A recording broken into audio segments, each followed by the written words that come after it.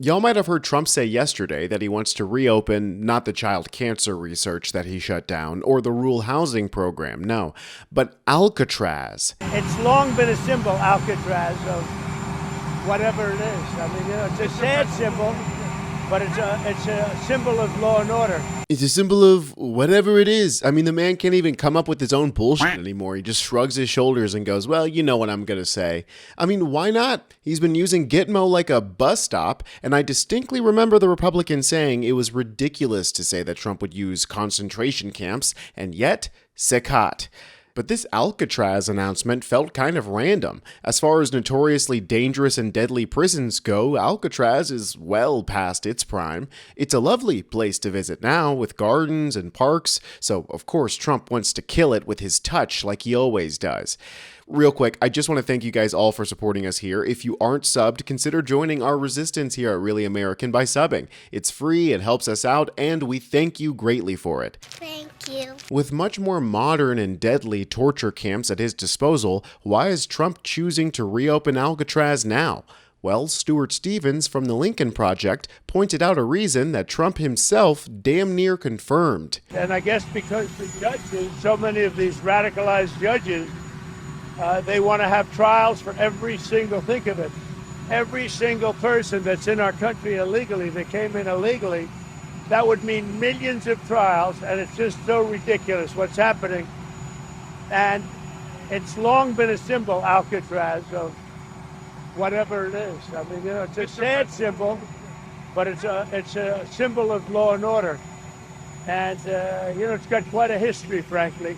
So I think we're going to do that, and we're looking at it right now. So what it does bring up, though, Stuart, because when the president brought up this idea of reopening Alcatraz, he said basically the same thing he said to Kristen Welker about people facing deportation, which is that there's no way you can give all these people a hearing. There's no way he clearly thinks that the worst of the worst should necessarily have to go through due process. So not a political issue, but a practical issue. Is that message going to fly among even Republicans? Well, look, let me just point out that Escape from Alcatraz was playing on television where Trump was this weekend. And it's clearly what happened is this guy saw Escape from Alcatraz and then grabbed his phone and started tweeting, we ought to reopen Alcatraz. I mean, next time we're having a big issue with Ukraine, we should show Red Dawn with the Russians invading Colorado, and he'll probably give the Ukrainian nuclear weapons. He treats the Constitution as sort of like a course that he's taken, and he can just skip certain classes, and it doesn't matter. This is just nutty, and it's very, very dangerous. And what really breaks my heart, as a guy who helped elect a lot of these people who are up there, why is it that no Republican senators are speaking out for the Constitution? If there was one conservative idea, it was to protect the Constitution and to try to follow the Constitution. And that has just been thrown out the window. The Republican Party's become this sort of radical movement that has no coherent governing philosophy, and this is where you end up. Now, of course, what he said about the Constitution is 100% correct. Trump is using the 27 amendments like they're suggestions from the audience, and he can just improv his way through this presidency. But the suggestion that Trump might have gotten the idea to reopen Alcatraz from that movie, well, that has some legs. Escape from Alcatraz did air on PBS's Saturday Night Cinema this last weekend. As you can see here, aired on May 3rd. And we all know that Trump watches a ton of TV. He live tweets nightly television damn near every evening, and his morning rants often have to do with whatever they were talking about the night earlier. Ironically, Trump is watching this on PBS, the very company that he's pulling funding from. There is a banner right above this movie that says the federal funding that supports public media is at risk of being eliminated. Your PBS viewing experience is in danger of going away. Now is a critical time to act. And if you still think that it's kind of a stretch that he was watching this movie on Saturday night and then on Sunday decided to reopen Alcatraz, here's what he said when he was asked why he's doing this. Did I say what? To reopen Alcatraz, how will you use it? How did you come up with the idea? Well, I guess I was supposed to be a movie maker. We started with the movie making and we'll end. I mean, it represents something very strong, very powerful in terms of law and order. Our country needs law and order. Alcatraz is, I would say, the ultimate, right? Alcatraz, Sing Sing and Alcatraz, the movies. But it's right now a museum, believe it or not. A lot of people go there. It housed the most violent criminals in the world, and nobody ever escaped. One person almost got there, but they, as you know the story, they found his clothing rather badly ripped up. And it was a lot of shark bites, a lot of problems. Nobody's ever escaped from Alcatraz, and just represented something strong having to do with law and order. We need law and order in this country.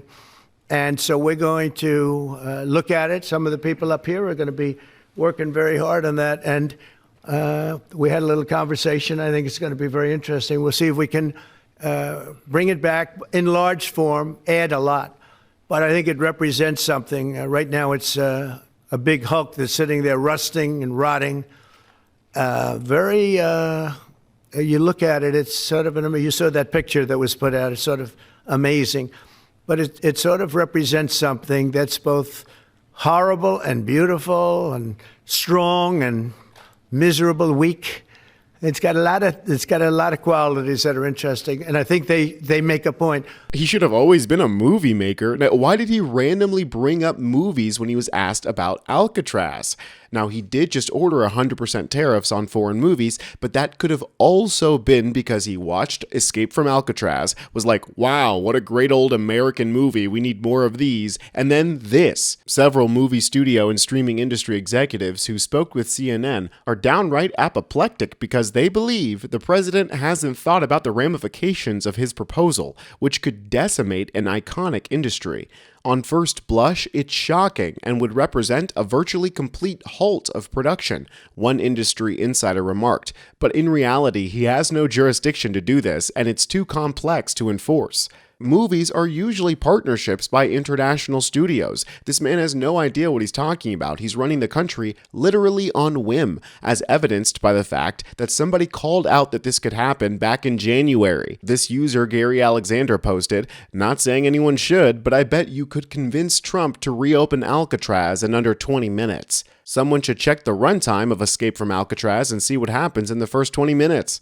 There are a myriad of reasons as to why it would be stupid, if not impossible, to reopen Alcatraz. At this point, it would basically be demolishing it and building a new one on top. Since it closed, there have been millions of dollars worth of renovations, not to maintain its structure as a prison, but to convert it into a museum, a park, and a garden.